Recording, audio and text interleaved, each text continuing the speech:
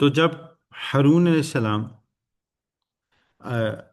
इन 70 लोगों को लेके आगे गए तो उनके साथ भी यही अमल हुआ कि वो फिर जल्जले ने उनको आ घेरा और वो सब के सब मर गए।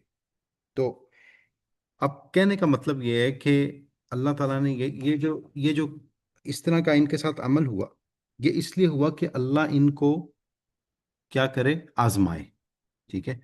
अब आगे अल्लाह ताला फरमाते हैं वक्तुब लना फी हाजिहि दुनिया हसनतम फिल आखिरति इन्ना हुदना इलैक। और हम लोगों के नाम दुनिया में भी नेक हाली लिख दीजिए और आखिरत में भी हम आपकी तरफ रुजू करते हैं। अब ये जब लोगों ने ये अमल होते देखा तो उसके बाद उन्होंने मूसा अलैहिस्सलाम से कहा कि आप अल्लाह से हमारे लिए मगफरत मांगें, और ये जो मगफरत आप अल्लाह से हमारे लिए मांगेंगे तो हम उसके बाद रुजू कर लेंगे। ये उसी तरह ही है जिस तरह फिरौन करता था कि जब वो अल्लाह का अजाब देखता था तो वो मूसा अलैहिस्सलाम से कहता था कि मेरे लिए अल्लाह से आप अब अल्लाह की रहमत मांगें, और जब अल्लाह की रहमत आ जाती थी तो उसके बाद वो उसका मुनकर हो जाता था। आगे देखें क़ाल अज़ाबी उसीबु बिही मन अशाउ व रहमती वसियत कुल्ल शै। अल्लाह ने फरमाया कि मैं अपने अजाब तो इसी पर वाक़या करता हूँ जिस पर चाहता हूँ, और मेरी रहमत तमाम अशिया को घेरे हुए है। मतलब अल्लाह की रहमत अल्लाह के गज़ब से ज़्यादा बड़ी है। हम ये चीज़ हदीस में पहले भी पढ़ के आए हैं कि अल्लाह की जो रहमत है वो अल्लाह के गज़ब से बड़ी है। और यहाँ भी देखें इसी की अक्कासी है, फ़सअक्तुबुहा लिल्लज़ीना यत्तक़ूना व युअतूना ज़काता वल्लज़ीना हुम बिआयातिना युमिनून। और अल्लाह की जो रहमत है, अल्लाह फरमाते हैं वो तमाम चीज़ों को घेरे हुए है। तो वो रहमत इन लोगों के नाम तो ज़रूर लिखूंगा जो अल्लाह से डरते हैं और ज़कात देते हैं और जो कि हमारी आयतों पर ईमान लाते हैं। अब आप देखें कि अल्लाह की रहमत के ऊपर सही मुस्लिम की हदीस है कि सैयदना सलमान फ़ारसी रज़ी अल्लाह ताला अन्हो ने ये हदीस सुनाई कि रसूलुल्लाह सल्लल्लाहु अलैहि वसल्लम ने फरमाया अल्लाह की 100 रहमतें हैं, इनमें से एक रहमत है जिसके ज़रिए मखलूक आपस में एक दूसरे पर रहम करती है, और जो अल्लाह की बाकी 99 रहमतें हैं वो अल्लाह ने रोज़े महशर के लिए रख ली। अब देखें कि अल्लाह का इंसान को जो बख्शने का तरीका है वो कितना खूबसूरत है कि सूरतुल आराफ जो कि 10 साल 13 साल मक्की दौर की आखिरी सूरतों में से एक सूरत है, और इसमें भी अल्लाह ने मुशरिकीन मक्का को क्या किया, सिर्फ और सिर्फ डर और वाज सुनाया। उनके ऊपर कोई ऐसी चीज नहीं आई, ऐसा अजाब नहीं आया जिसकी बदौलत वो जहन्नुम में चले जाते। तो यही वजह है कि अल्लाह की जो रहमत है वो अल्लाह के गज़ब से पे हमेशा भारी रहती है। और यही वजह कि रसूलुल्लाह सल्लल्लाहु अलैहि वसल्लम भी रहमतुल लिल आलमीन थे, और उनका जो तबलीग और दावत का तरीका था वो ऐसा था कि इंसानों के लिए वो आसानियां पैदा करते थे, ना कि वो इंसानों के लिए मुश्किलात का बायस बनती थी। इसके ऊपर आज मैं ये जो अगली हमारी आयत है, ये आखिरी आयत है, इस पर रुकू मुकम्मल होता है, फिर इसके बाद मैं आपको इस पर कुछ हदीस इसी के मुतल्लिक सुना दूंगा। अल्लज़ीन यत्तबिऊन रसूलन नबिय्यल उम्मिय्या अल्लज़ी यजिदूनहु मकतूबन इंदहुम फित तौराति वल इंजीली यअमुरुहुम बिल मअरूफि व यनहाहुम अनिल मुनकरि व युहिल्लु लहुम الطيبات ويحرم عليهم الخبائث ويضع عنهم إثرهم والأغلال التي كانت عليهم فالذين آمنوا به وأزروه ونصروه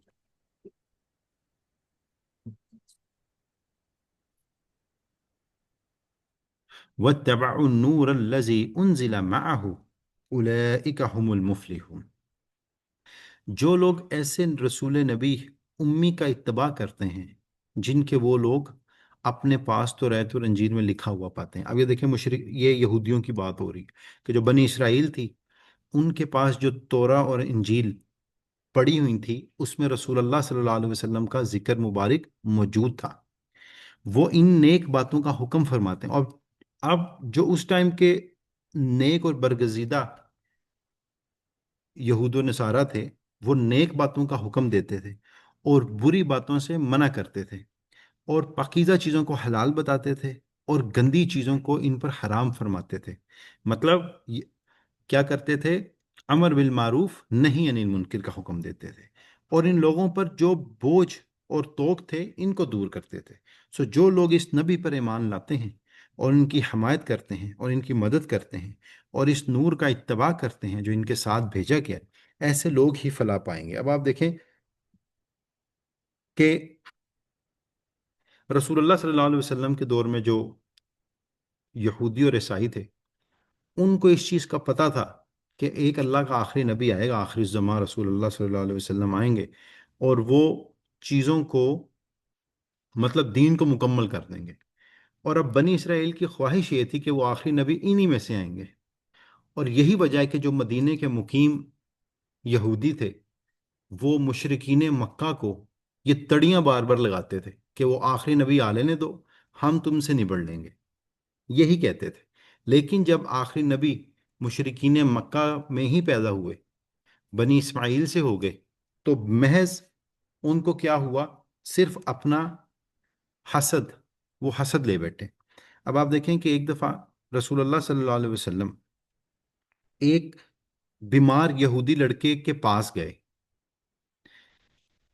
وہاں اس لڑکے کا باپ تورات میں سے کچھ چیزیں پڑھ رہا تھا، اور وہ جب تورات میں سے کچھ چیزیں پڑھ رہا تھا مطلب اس پہ پھونک رہا تھا، دم کر رہا تھا اپنے بیٹے کے لیے، تو محمد رسول اللہ صلی اللہ علیہ وسلم کے ساتھ سیدنا انس بن مالک رضی اللہ تعالیٰ عنہ بھی تھے۔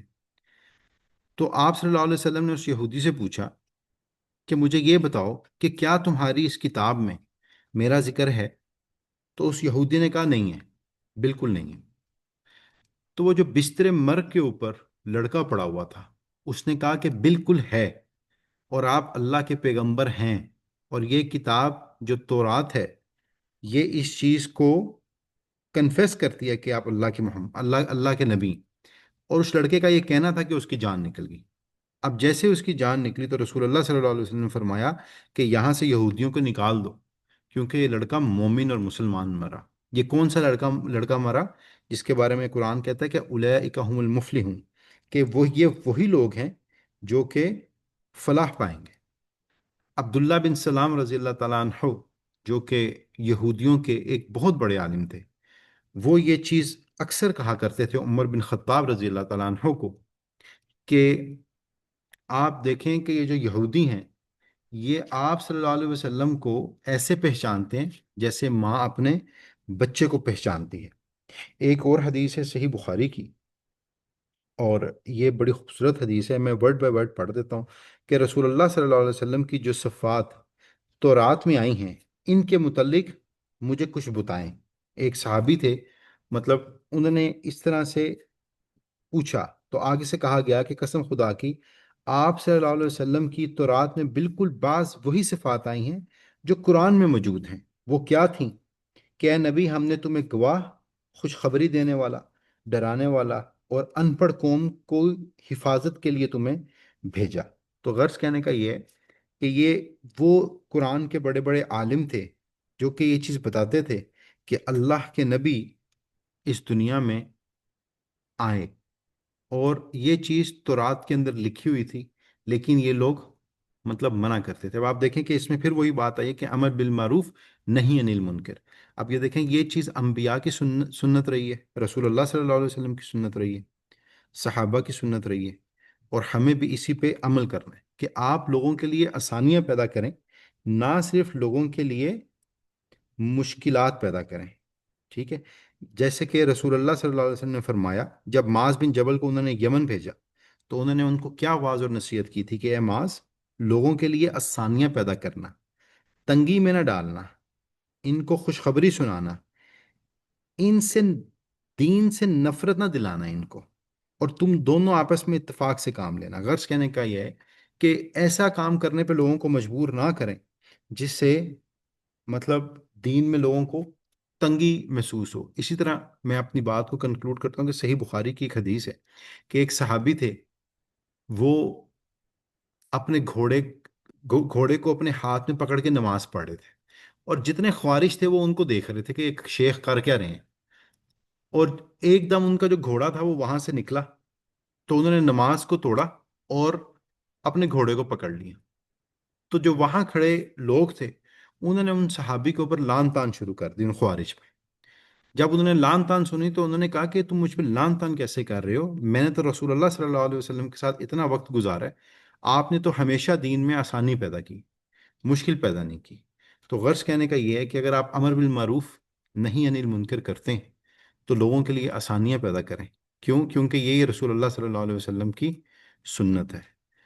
سبحانک اللہم و بحمدک اشہد ان لا الہ الا انت استغفرک و اتوب الیک.